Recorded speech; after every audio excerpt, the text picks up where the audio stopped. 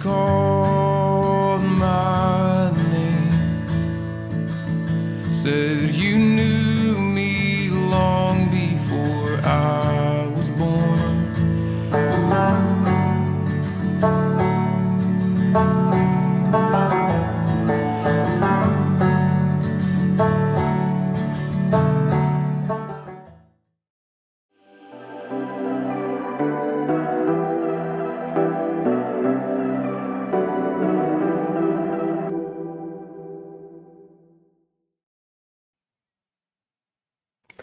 Goeiemôre vriende en baie welkom by vanoggend se erediens. Dit is so groot voorreg om vandag saam met julle hierdie tyd in die teenwoordigheid van die Here te kan spandeer. Ek wil graag vir ons die fotum en die seën uitspreek en daarna sal ons ook 'n gebed saam doen. Die Here sê, waar 2 of 3 in my naam saam is, daar is ek by hulle. Genade en vrede van God die Vader en van Christus Jesus, ons verlosser. Amen. Hoe wonderlik is dit nie om vandag hier saam te wees nie. En kom ons raak net gou so 'n oomblik stil. Dan gaan ons ook in gebed voor die Here stil word en met hom praat. Ons Here in Hemel Vader, wat 'n wonderlike voorreg om u kinders genoem te kan word. Dankie Here dat ons kan weet dat ons verlos is deur u genade alleen, deur Jesus Christus wat vir ons gesterf het aan die kruis. Ons wil vir u dankie sê vir 'n week wat verby is en vir die begin van nog 'n nuwe week. Dat ons vandag op hierdie Sondag by mekaar kan kom om Jesus se oorwinning oor die dood te vier. Wil u gee dat elke Sondag wat ons so by mekaar is, ons opnuut hierdie boodskap van Jesus Christus se verlossing sal verkondig aan 'n wêreld daar buite wat hierdie boodskap so nodig het. Here, u weet wat vandag in ons harte en in ons gedagtes aangaan. En ons kom vra, Heer, dat u die storms in ons harte en gedagtes vandag stil sal maak, sodat ons hierdie tyd in u teenwoordigheid kan spandeer en deur u gevoed kan word. Amen. Vriende, die oorlog wat ons so in die wêreld sien, is eintlik so 'n manifestasie, eintlik 'n fisiese gewaarwording van wat baie keer in ons harte en in ons gedagtes aangaan. En van die lelikste verhale wat ons hoor, kom uit hierdie oorlogtye uit. Ons lees van soveel mense wat hulle lewens verloor het deur al die eeue van die mense bestaan, terwyl hulle besig was om teenoor mekaar oorlog te voer. Een oorlog wat ons almal diep getref het, en die eerste oorlog was wat met moderne wapens geveg was veral dan die Eerste Wêreldoorlog wat in 1914 begin het. En mense was eintlik opgewonde oor hierdie oorlog, want hierdie gaan 'n ander tipe oorlog wees wat hulle met hierdie moderne wapens sou voer. Maar uiteindelik het dit tot miljoene en miljoene mense se dood gelei. Een persoon waarvan ons lees in die geskiedenis wat 'n gedig geskryf het oor 'n baie spesifieke situasie wat homself afgespeel het, was John McCrae. Hy was 'n luitenant-kolonel van die Kanadese weermag gewees en hy was ook 'n mediese dokter gewees. En nadat sy vriend 'n paar dae terug gesterf het, het hy in 1915 op die 2 November, rondom die tyd van die 2 November, het hy 'n baie belangrike gedig geskryf wat tot vandag toe nog op die herinneringsdag wat op 11 November elke jaar plaasvind, gelees word wêreldwyd. Hierdie gedig se naam was Die Papawers in Flanders, The Poppies in the Fields of Flanders. En hierdie is 'n treffende gedig want dit vertel iets van die situasie wat hy waargeneem het. Want daar, terwyl hy besig was om te treur oor sy vriend wat hy verloor het, sien hy tussen hierdie wit grafstene hierdie rooi, helder papawerblommetjies wat bloei. En dit is vir hom so aangrypend, want hierdie situasie kon nie meer kontrasterend gewees het nie. Die verwoesting en die lelikheid van daardie oorlogsveld waar alles uitmekaar geskiet is en die grond omgedolwe is en daar net massas grafte daar is, sien hy dan hierdie veld vol papawers wat groei hier tussen die wit grafstene. Hierdie beeld het hom ongelooflik aangegryp en dis daarom dat hy dan ook hierdie gedig geskryf het. En ek wil nou eintlik hierdie as 'n belangrike beeld gebruik vir ons om vandag ook ons eie seer en dit wat hier binne aangaan 'n bietjie mee te worstel vandag en iets daarmee te doen. Dit wat ons hier in ons gedagtes voel. Want baie keer word ons ook so dood vir die wêreld. Ons is soos hierdie grond waarin niks anderste kon groei nie, want bo en behalwe vir die feit dat daar 'n oorlog besig was om te woed, was die nitraatinhoud as gevolg van die bomme en so aan wat daar ontplof het, heeltemal te hoog vir enige iets anderste om daarin te groei. So is dit partykeer in ons harte ook. Ons verhard onsself so as gevolg van die harde dinge wat ons in die lewe deur moes gaan, dat ons nie meer kan voel nie. Dat ons nie meer die nood van ander raak sien nie. Dat ons self gehard is. Partykeer voel ons dat mense ons so seer gemaak het en dat ons so hard geword het as gevolg van ons eie skuld wat ons saam met ons dra, dat ons nie meer ander mense raak sien nie en ons harte word eintlik soos die van klip. Ons harte word so ongenaakbaar. Ons sien nie meer die mense raak nie. Partykeer voel ons self nie eers meer nie, want ons hart het eenvoudig net soos 'n klip gestol en ons voel nie meer die pyn wat oor ons lewe kom nie. En dan maak ons dikwels soos wat gebeur het hier in hierdie Eerste Wêreldoorlog. Mense het verby mekaar se mensheid gekyk en dit het gegaan daaroor om 'n oorlog te wen, meer as wat dit gegaan het daaroor om vrede te bring. Mense was opgewonde oor hierdie oorlog. Partykeer raak ons ook so, né? Partykeer is ons so sterk ingestel op 'n spesifieke saak dat ons enigiemand sal battle daarvoor en ons dink nie eintlik wie sit agter daardie battles wat ons fight nie. Want daar was op die ou end iemand wat 'n teiken is van ons woede, 'n teiken is van ons kwaad, 'n teiken van die oorlog wat ons voer. En boonop dit als maak ons mekaar oor en weer seer sonder enige vrugtevolle uitkoms. Maar weet julle wat? Daar is ook hoop in hierdie situasie. Want hierdie blommetjies wat daar tussen die grafte groei in grond wat eintlik giftig en toksies is iets wonderbaarlik goed. En het julle geweet dat hierdie papawer saadjies eintlik baie besonders is, want hulle kan van enige iets tot 80 en 120 jaar oorleef voordat hulle ontkiem. Met ander woorde, hierdie saadjies wag vir die perfekte kondisie om in op te kom.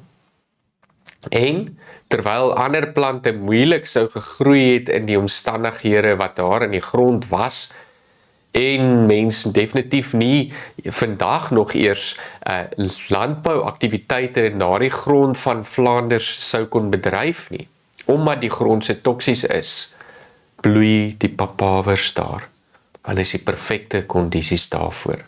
Die ironie is dat hierdie oorlog en hierdie seer wat daar besig was om plaas te vind, hierdie grond oopgeskiet het en hierdie saadjies wat soveel soos 25 tot 30 cm onder die grond sou kon wees, opgedolwe het en dit skep die perfekte omstandighede vir hierdie papawers om in te groei. In die slegste van omstandighede, waar niks anderste sou groei nie, groei hierdie papawers. Weet julle, dit laat my nogal dink aan 'n situasie wat homself in die Bybel ook afgespeel het. En ons gaan nou 'n bietjie na Jesaja blaai, want ek dink hierdie is 'n wonderlike gedeelte wat ons moet lees om ook te weet hoe om met ons eie seer om te gaan en daarmee op die ou end vrede te kan maak. En kom ons lees nou vandag die gedeelte uit Jesaja 34 en 35. Ons skrifgedeeltes kom uit Jesaja 34 en 35.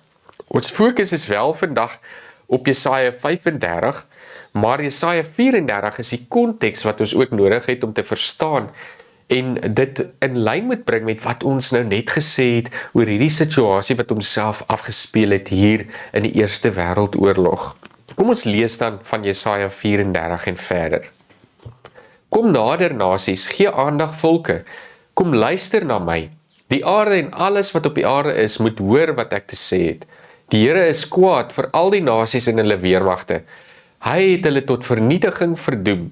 Hulle bloed sal in strome van die berge afstroom en hulle dooies sal nie begrawe word nie.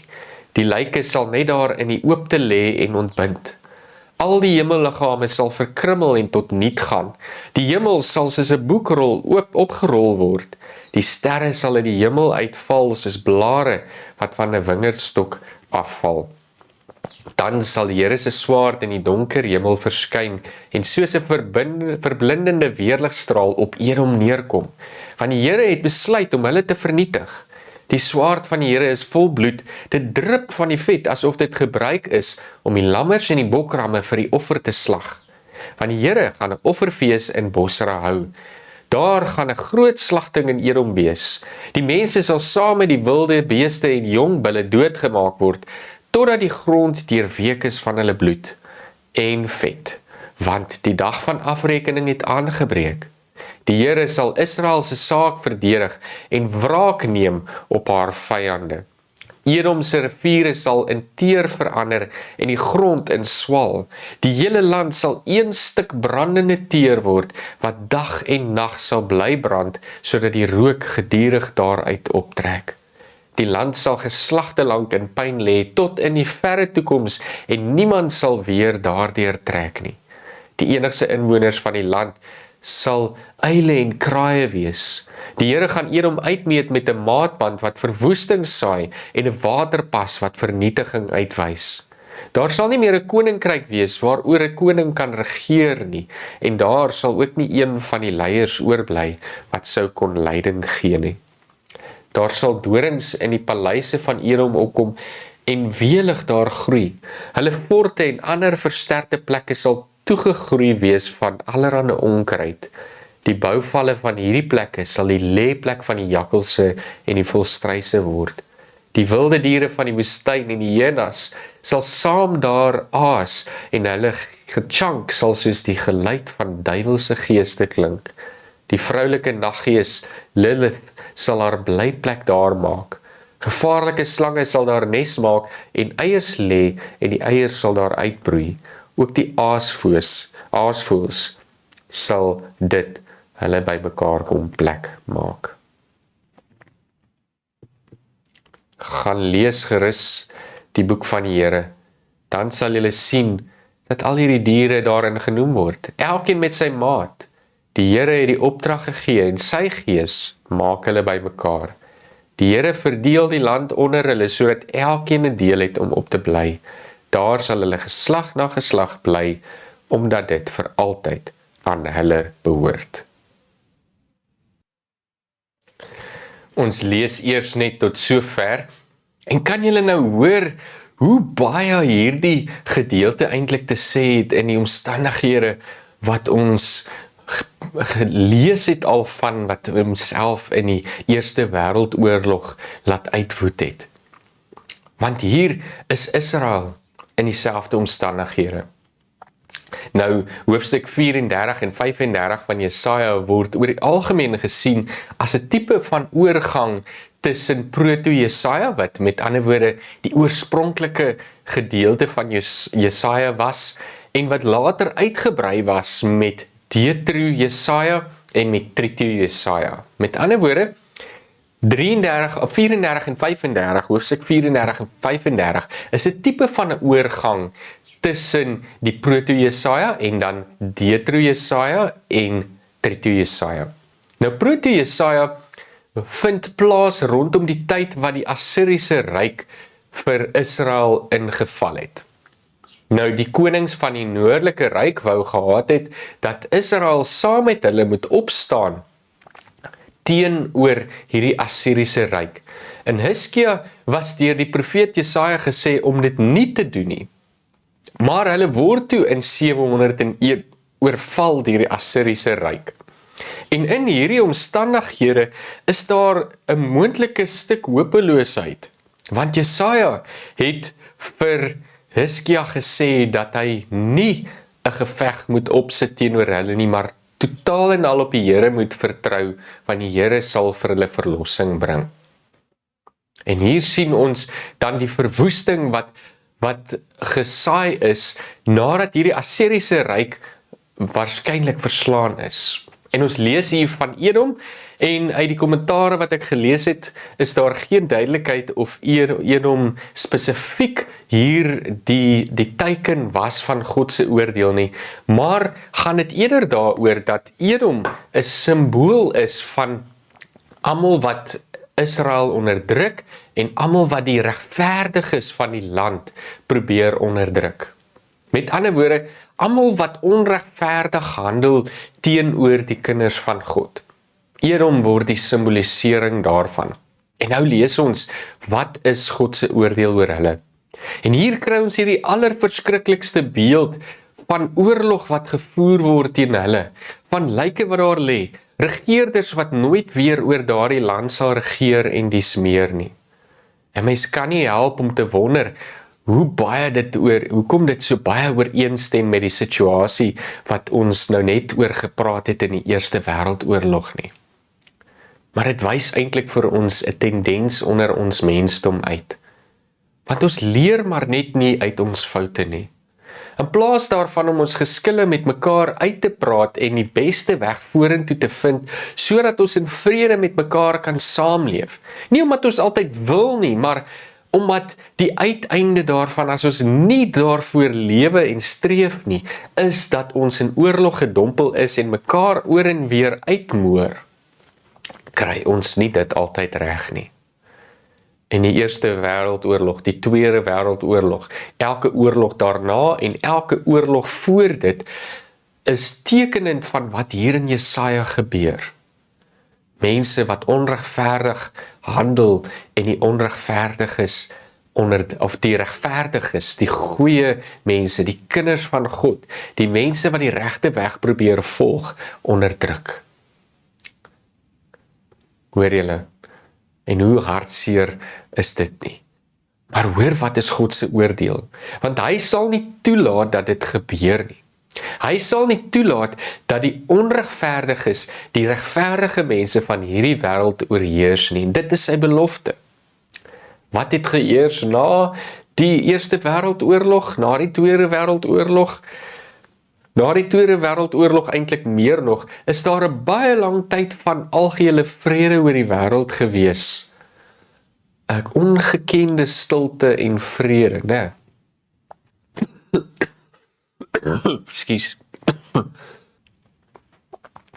Ekskuus tog. Ja, dis nie te sê dat daar nie ander oorloë plaasgevind het nie, maar hier sien ons iets van hierdie patroon. En wat bly oor na die tyd van daai oorlog getuisterde land? Daardie velde van Vlaanders in Ypres is 'n plek waar niks anders te groei behalwe onkruid en papawers nie. Sou ons enigiets anderste daar geplant het, sou daardie swaar metale wat daarin lê, in daardie grond nog steeds tot vandag toe nog lê, in die kos opgeneem word en sou mense sekerlik daarvan sterf. Want swaar metale is karsinogenies, wat beteken dit kan kanker veroorsaak. Daar in daardie stuk veld is daar niks anders te behalwe hierdie onkruid en papawers wat daar groei nie. Maar dit is die stuk hoop. Want waar niks anders te groei nie, is daar by God hoop. En God se liefde is soos hierdie papawers wat ook in ons harte kan opskiet. Want kom ons face dit nou nê, daar is goed waaroor ons ook baie sterk voel en waaroor ons graag wil oorlog maak, want ons maak ons harte so hard vir die lewe en as gevolg van die omstandighede waarin ons self bevind, dat ons ook skade sal doen aan iemand anderste. Ons het seer gekry as gevolg van iemand wat dalk ons in die rug gesteek het. Of ons dra dalk soveel skuld saam met ons, dat ons net nie meer omgee nie, en dat ons sê, maar wat maak het saak, ek gaan in elk geval nooit verlos word nie, ek gaan nooit vrykom nie, ek gaan altyd 'n gevangene bly, en daarom gaan ek my hart verhard, sodat hierdie seer kry en pyn van die wêreld my nie oorval nie. Of ek het dalk al soveel seer gekry, dat ek my hart so hard gemaak het, dat ek net nie meer omgee oor ander mense nie. Dis dikwels wat gebeur, wanneer oorloë uitbreek. Ons maak ons harte hard verander. Maar dan kom hierdie papawers op in daardie slegte omstandighede. God se genade is ook so, en ons lees daarvan in Jesaja 35. Ons lees van Jesaja 35. In daardie dae sal selfs die woestyn 'n mooi plek wees. Dit sal oortrek wees met die mooiste blomme. Die woestyn sal vol groot groen bome wees, soos die wat op die Libanonberge groei. Daar sal wingerde groei wat enige tyd net sulke goeie druiwe sal dra, soos die van die Karmelberg omgewing, met landerye wat selfs vrugbaarder is as die van die Saron vlakte.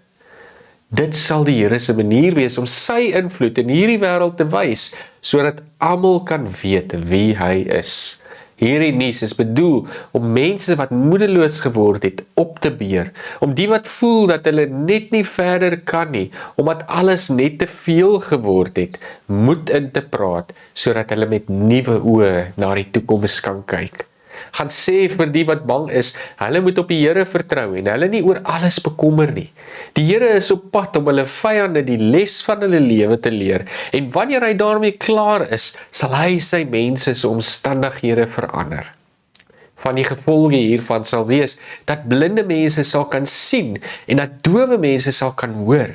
Die verlamde mense wat weer kan loop, sal rondhuppel en spring soos wildsbokke. Mense wat voorheen stom was, sal sing van blydskap. Die woestyn sal 'n paradys word met volop fonteine en riviere. Die droë modderpanne wat so deur die son gebak is dat alles verskroei en uitgedroog was, sal in waterryke mere verander. Oral sal fonteine uit die grond uit opborrel, waarby mense sou kon rus en water drink.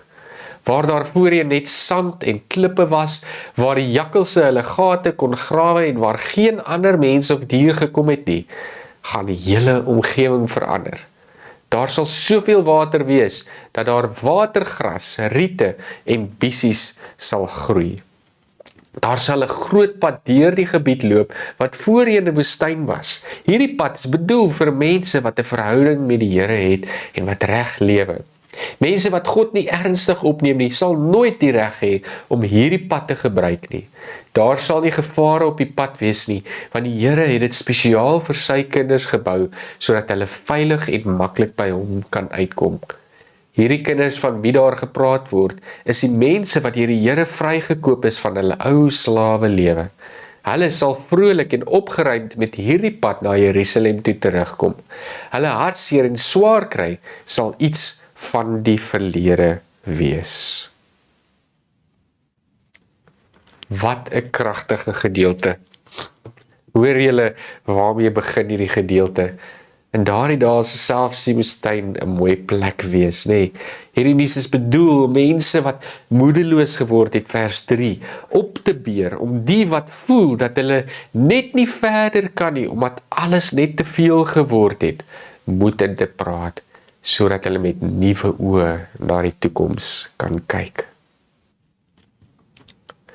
Hierdie gedeelte gryp vooruit na die toekoms en dit skep 'n verwagting by hierdie mense wat in absolute pyn leef en wat sien hoe alles rondom hulle vergaan en in hierdie diep oorlog gedompel is en het sê vir hulle wat moedeloos is, gee die Here hoop, want hy sal dinge kom verander. Hy sal die prentjie totaal en al verander, dat hierdie dorre woestyn in 'n oase verander. Dat hierdie dorre woestyn, hoor dit nê, in 'n oase sal verander, waar daar sipresbome en die pragtigste plante groei sal opkom, waar daar weer gras sal wees en alles wat mooi is. Dit laat my so dink aan ons eie visie vir ons gemeentes, die hervormde gemeente Oos-London en die NG gemeente nu. Dat ons visie is oase van Jesus se lig en hoop. En hier, in hierdie gedeelte vind 'n mens dit, want wat kom doen God met ons omstandighede? Wanneer ons in God se teenwoordigheid is, wat gebeur met hierdie harde mense harte?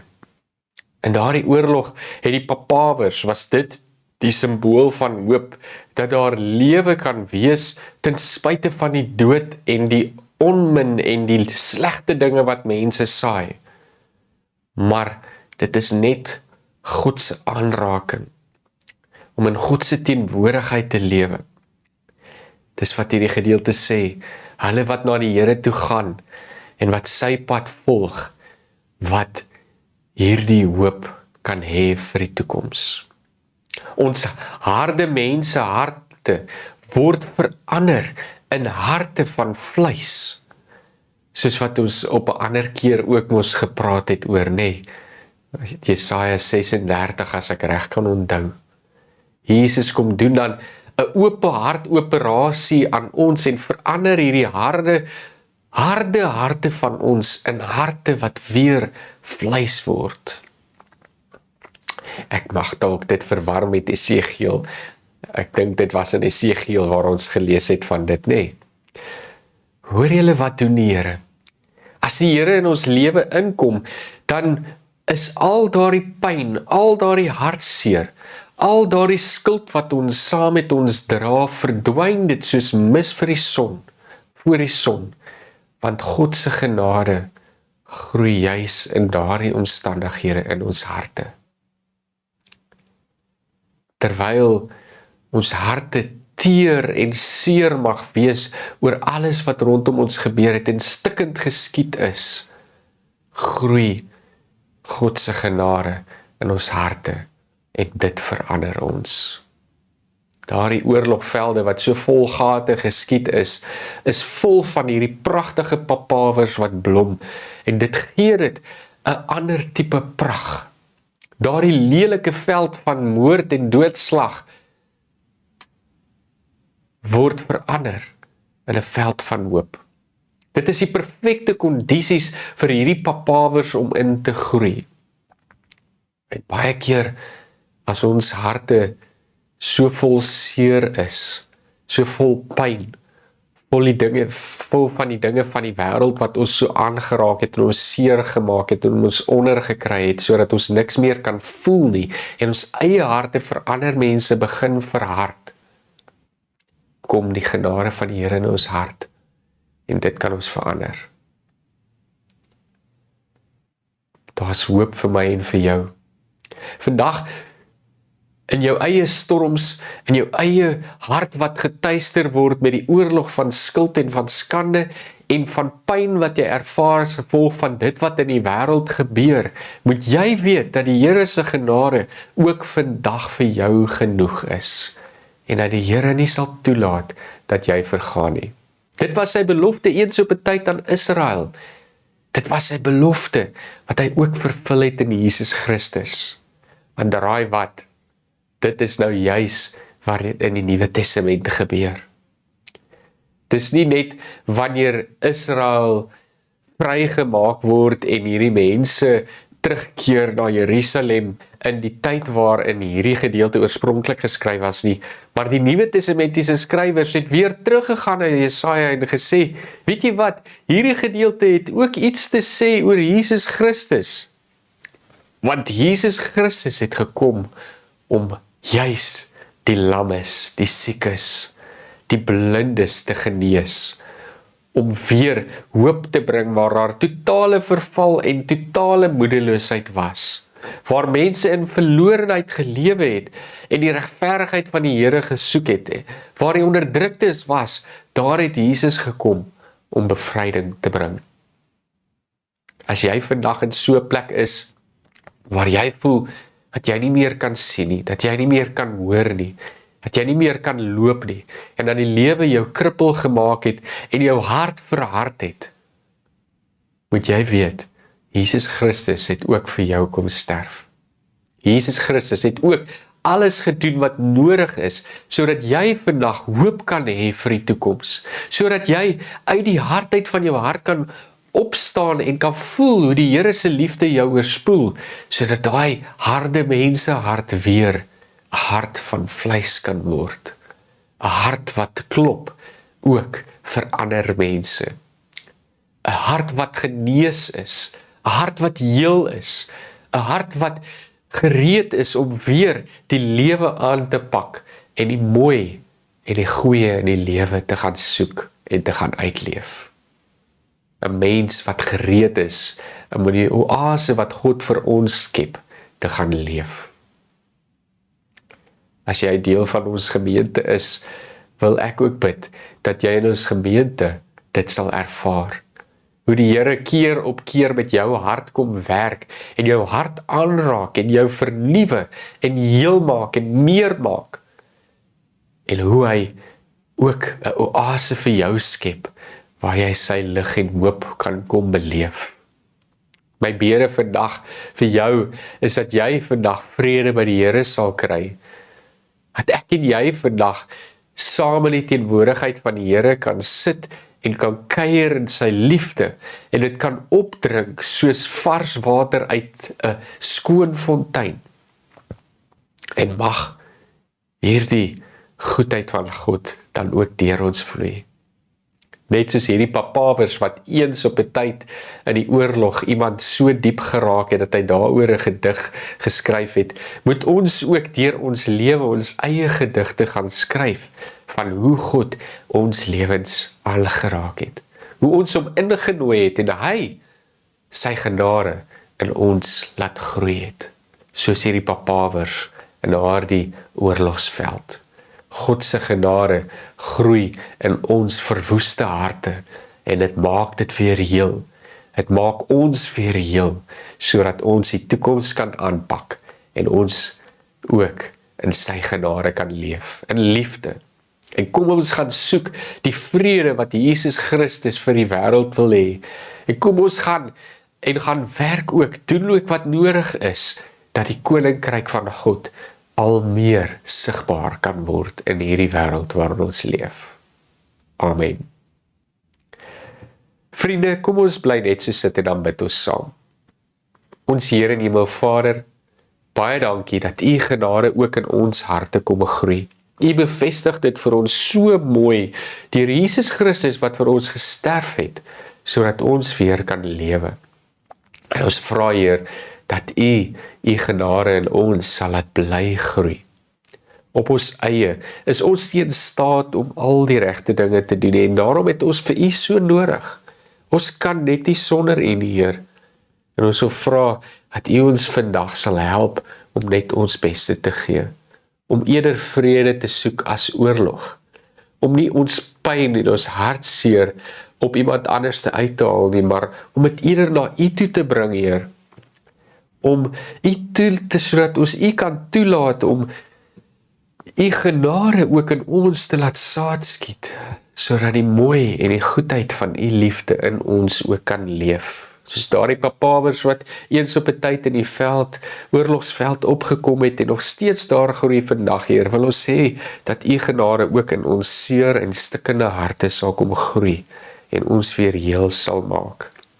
Ons bid dat U met elkeen sal wees wat deur siekte gaan, elkeen wat in nood verkeer, Heer, en ons bid dat U genade ook oor hulle sal laat kom.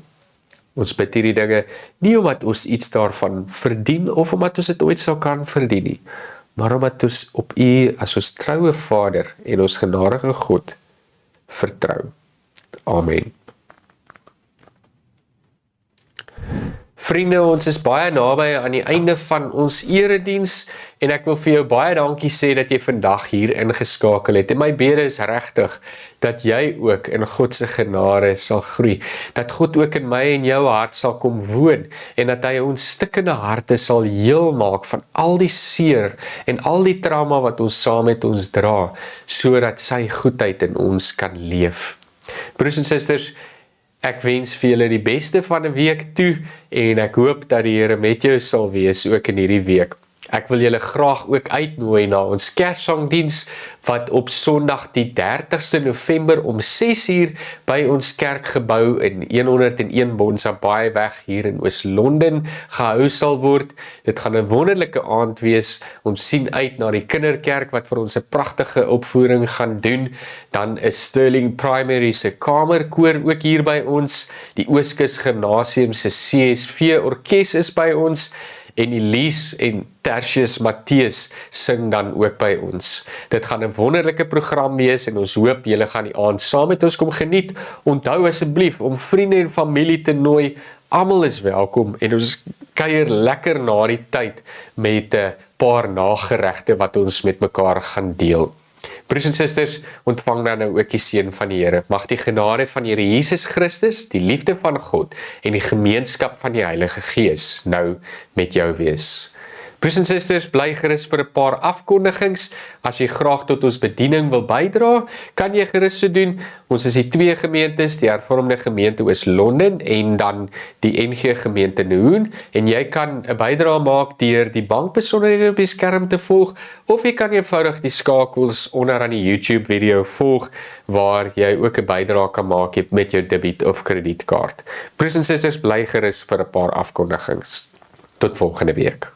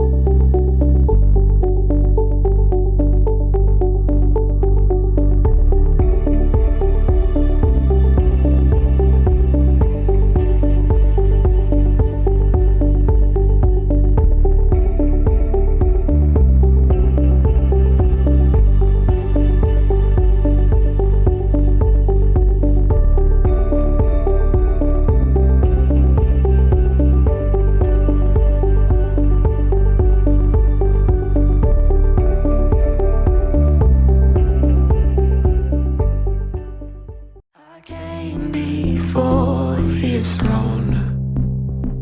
He touched my lips and made me whole. Exchanged my heart of stone for one of flesh and blood.